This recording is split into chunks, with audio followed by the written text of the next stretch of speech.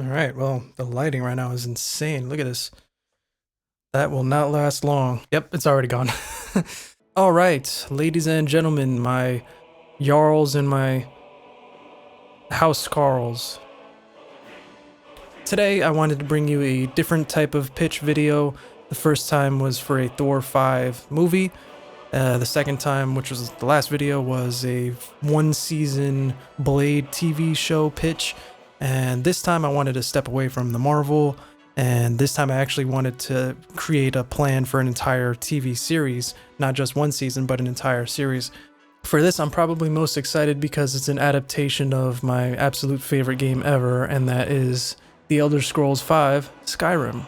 If you're not familiar with Skyrim or the story and you're afraid of spoilers, this probably isn't the video for you. However, only season 1 will be covering like the exact main story of the game. The rest of the series will be more side storylines and DLC storylines that have sort of morphed into the main storyline.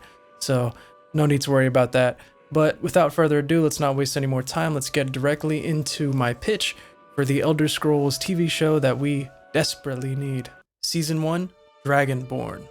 So the first season is gonna very closely follow the main storyline of the 5th Elder Scrolls game, Skyrim, but it'll diverge heavily in its attempt to build the world and the characters around. But the main quest is as follows. Dragons, long thought to be extinct from the continent of Tamriel, have returned. One of these ancient beasts has attacked the city of Helgen, just as Tor, our main character, is about to be executed by the Imperial army for participating in the Stormcloak Rebellion, a revolutionary force headed by the native race of Nords. But more on that in a second. So Tor, that's T-O-H-R, escapes and is plunged into a journey across the vast country of Skyrim. He must learn the way of the voice, which is the ancient language of dragons, from an order called the Greybeards. He must navigate his way through civil war-torn cities, through monster-infested dungeons, and ancient dwarven ruins among all manner of places, to track down an Elder Scroll, which is the only thing containing the lessons from the past, the present, and the future necessary to defeat the dragon Alduin and defend this place that he calls home. The first season very closely establishes and follows the civil war between the Stormcloak Rebellion, led by the Nord Ulfric Stormcloak in the northern wintry city of Wilhelm, and the Imperials of Cyrodiil, who rule Skyrim from the luxurious western city of Solitude, headed by General Tullius. The Nords are the central inhabitants of Skyrim. Skyrim is their ancestral home, and they're willing to die to keep it. To understand the catalyst of the war, though, one must first understand the true engineers, the looming threat behind it all, and that is the Thalmor. The Thalmor are a group of high elves, a part of what's called the Aldmeri Dominion, and that's a faction that once went to war with Tamriel's Septim Empire, but signed the White Gold Concordat. Concordat? Am I saying that right? Concordat. Concordat. Concordat. Concordat. But the Aldmeri Dominion signed the White Gold Concordat 26 years ago, and that ended the war. But this was a very one-sided treaty, as the Concordat forbade the worship of Talos, and Talos is essentially the hero god for humans in the pantheon of Tamriel's worship, which are the 9 divines. So Ulfric Stormcloak, a former Imperial soldier, in defiance of the ban on Talos worship, challenges the High King of Skyrim, who is an Imperial named Torrig, and he challenges him to a traditional Nord duel. And in this duel, he uses the voice, which is an ancient dragon shout, to kill the king.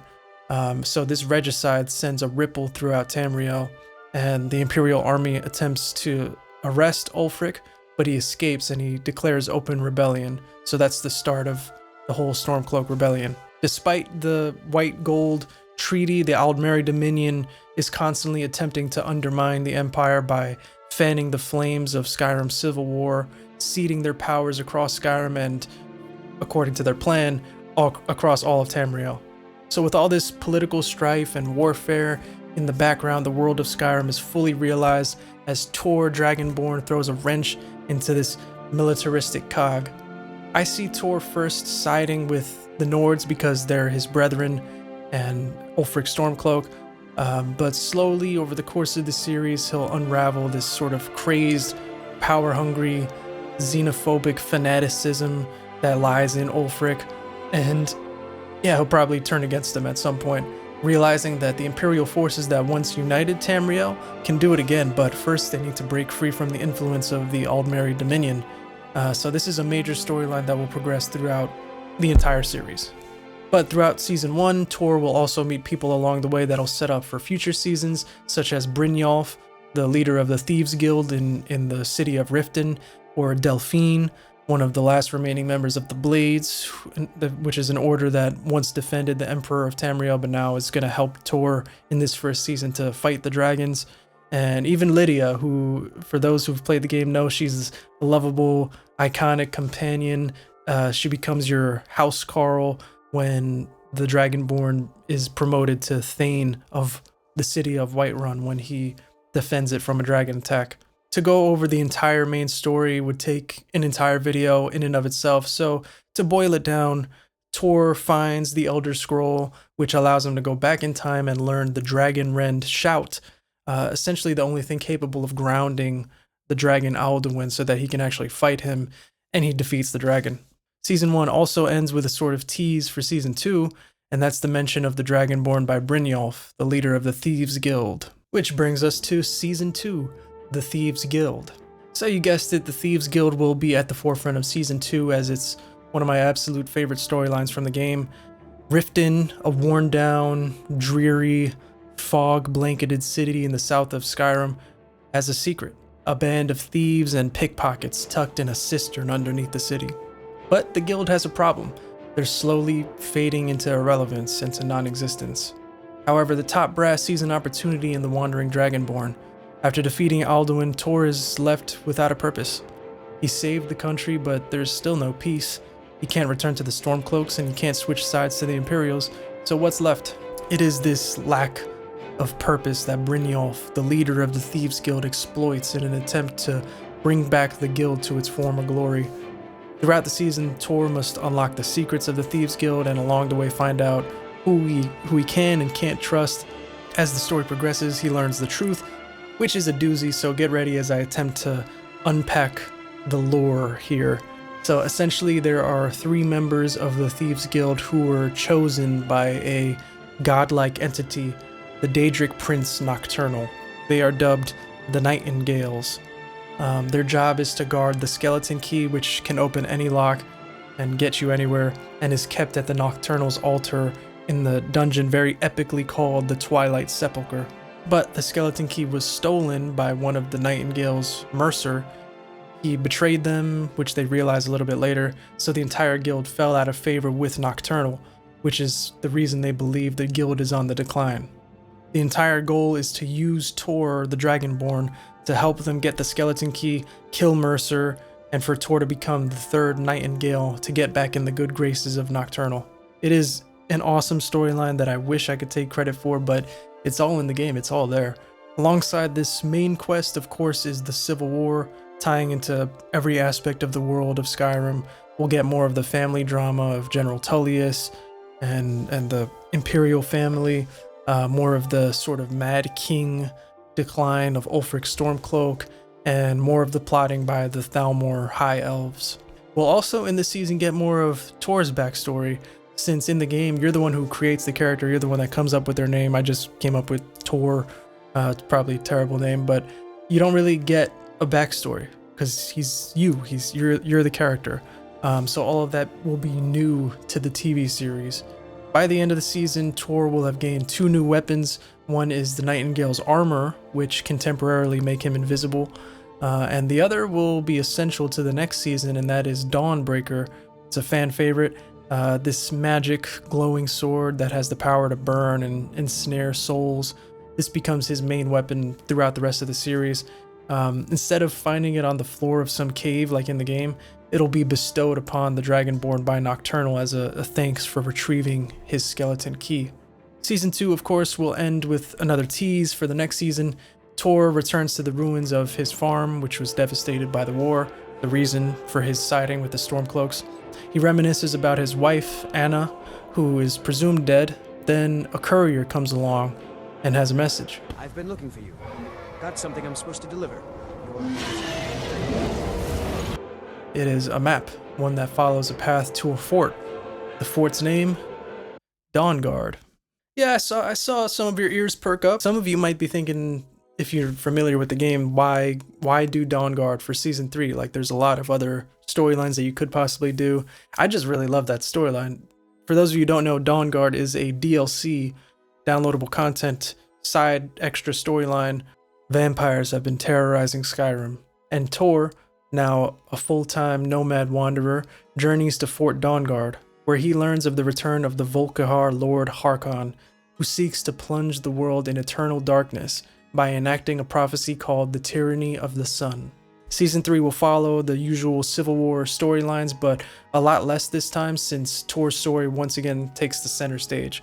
In the game, you can side with the vampires or the vampire hunters, which is pretty awesome. At first, he sides with the Dawnguard and begins training as a vampire hunter.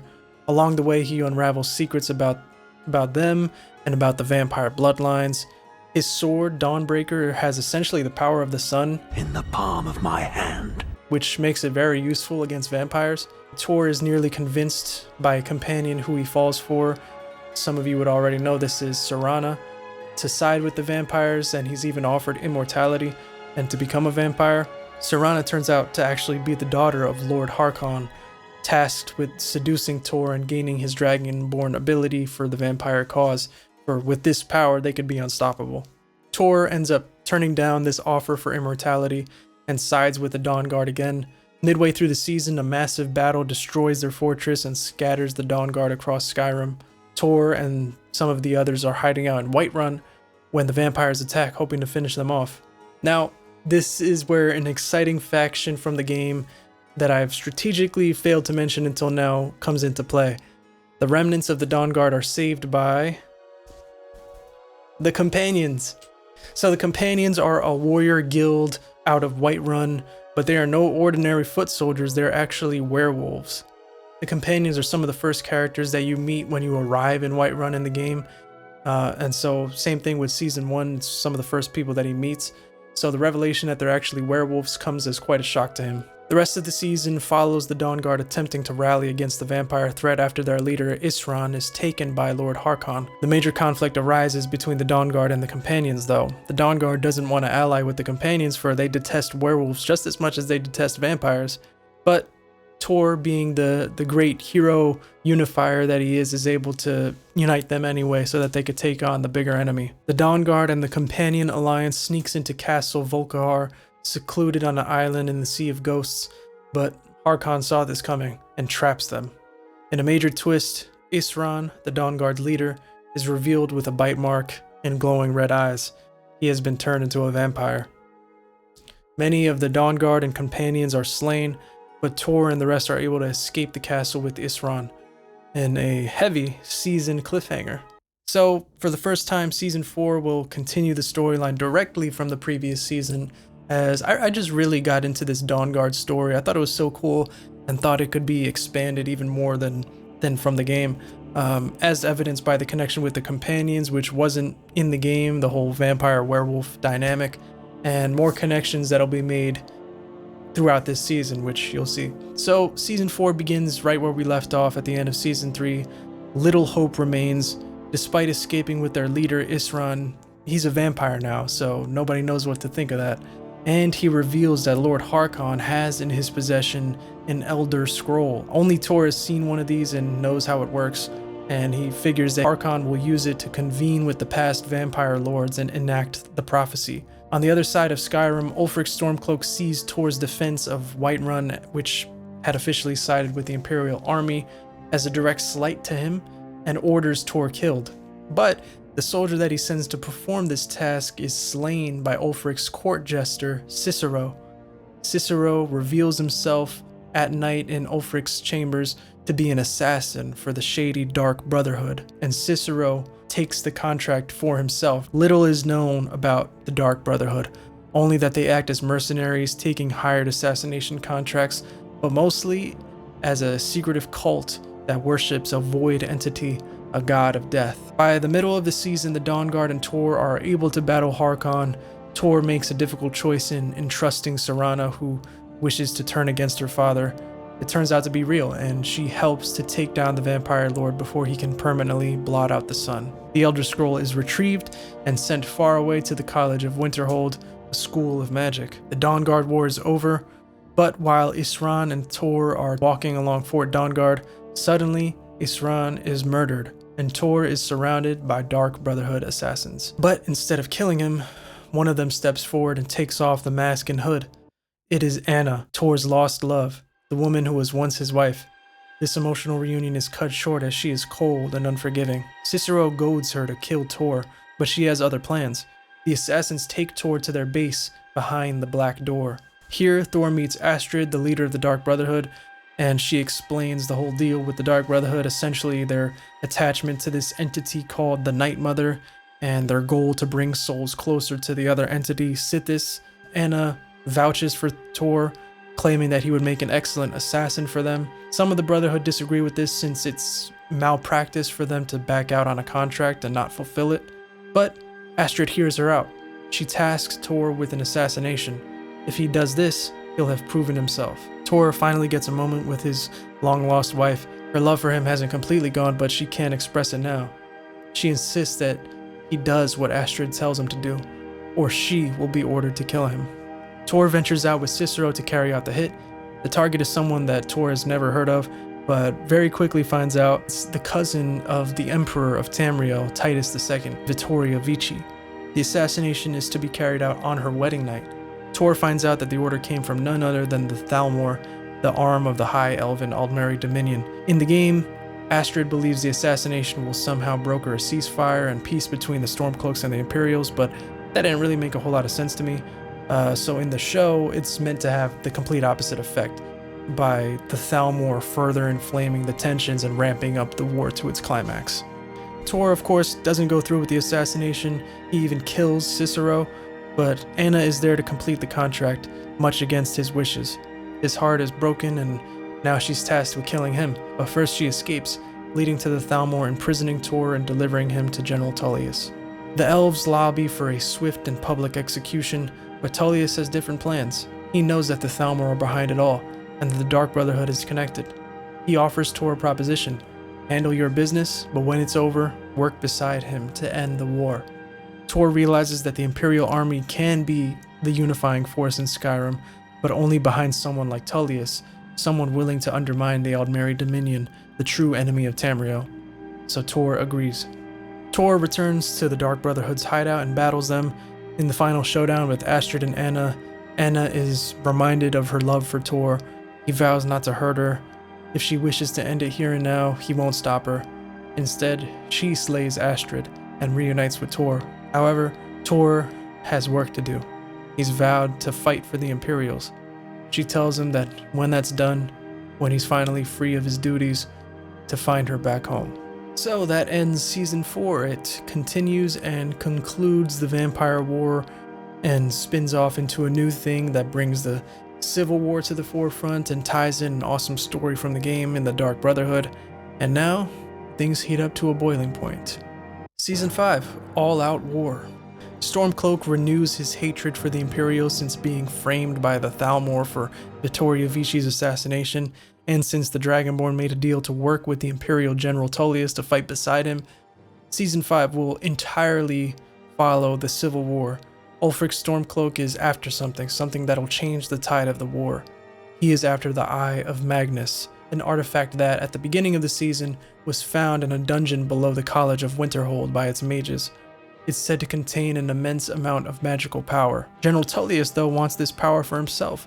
He tasks Tor with finding it before Ulfric does. To prevent either power from using the eye, Tor asks for help from the Nightingales. They agree, but afterwards he'll owe them a favor. Together they steal the eye, but are confronted by an order of extremely powerful mages from the college. Tor is successfully able to convince the college that the eye should be kept out of the hands of either military side. After this, the season gets way more into the magical lore of Skyrim, more so than the previous seasons, and Tor becomes a full-on sorcerer, learning from the mages in the college. The Thalmor has its hands in everything and use their influence to order an attack on the college. which destroys it and finds the Eye of Magnus in their hands. Throughout the season, several battles take place with victories on both sides. It all culminates in a siege on Solitude by the Stormcloaks to get the Eye back, which leads to the destruction of the city and the escape of the Thalmor, who plot to destroy Wilhelm, Ulfric's seat as well, leaving Skyrim vacant of either military power so that they can step in. Ulfric, ignorant to the Thalmor's plot, destroys Solitude's palace anyway, using a dragon shout to kill General Tullius. The war is over, but the conflict is far from finished. The army marches eastward back to Wilhelm, with Tor and the remaining mages from the college on his heels.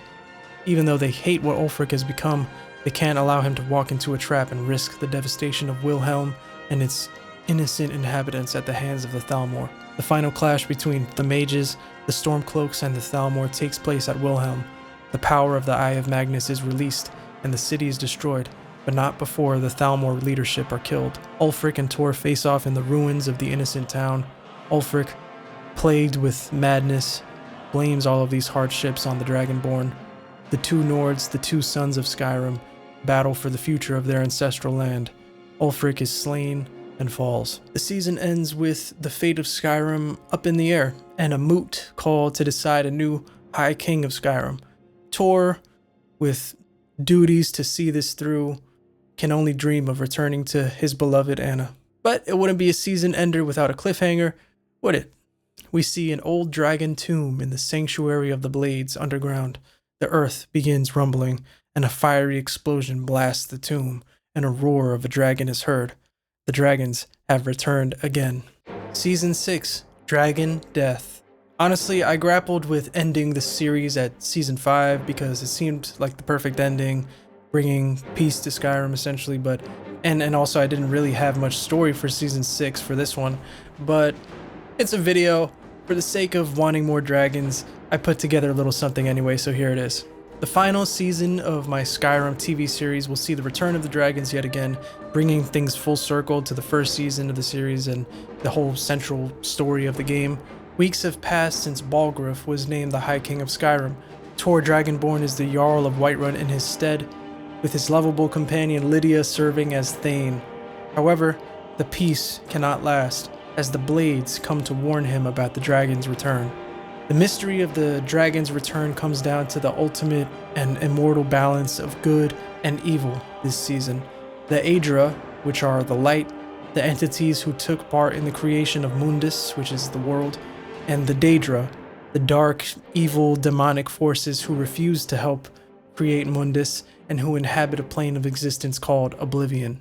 The secrets of Daedra worship by humans come from a previously unexplored place in the series, the city of Markarth. Known for its dwarven architecture and silver mines, a former stronghold of the Dwemer, which are the dwarves, before the sudden, unexplained disappearance of their entire race over 4,700 years ago. This season goes a lot more into the mystical beyond just the magic, but the other realms and the lore behind creation, including the mortal human realm, which they know as Nirn, and the surrounding realms like Oblivion and the Void and the Nords, Sovngarde, which is essentially Valhalla. It's the afterlife for the Nords. That'll be a huge thing in this season, and the only way to put all the pieces together and to stop the Daedra's dragon takeover is, you guessed it, an Elder Scroll. But the Nightingales have returned to their former power, and they're back for the favor that Tor owes them. They want him to steal the only thing that can help him destroy the dragons, an Elder Scroll. Tor cannot indulge in this request. For this treachery, the Nightingales plot to assassinate Tor and steal it for themselves. Several dragon attacks and battles take place, uniting forces from across Skyrim like the Blades, the Companions, and worshippers of the Aedra against the dark forces of the Daedra and their zealot worshippers. We learn once and for all the mystery behind the disappearance of the dwarves, which has yet to be explained in Elder Scrolls lore, and every major god and entity worshipped in Skyrim vies for the control of the Elder Scroll, for with its knowledge, their factions can rule the mortal plane. This all culminates in, a major battle, in which the Daedric prince responsible for the dragon's return and the human order who summoned him to Nirn are defeated.